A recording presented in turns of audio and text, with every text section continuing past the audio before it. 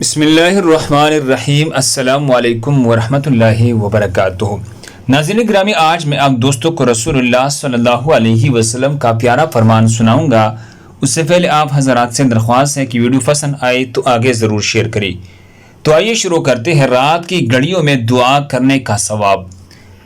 نبی کریم صلی اللہ علیہ وسلم نے ارشاد فرمایا ہے، اس کا ترجمہ ہے، ہمارا رب تبارک و تعالی ہر رات آسمانی دنیا کی طرف نازل ہوتا ہے۔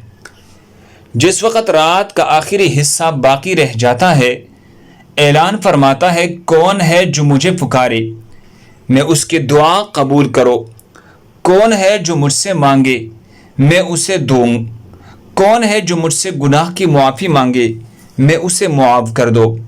صحیح بخاری۔ اللہ ہم سب کو اس پر عمل کرنے کی توفیق عطا فرمائے۔ جزاکم اللہ خیر۔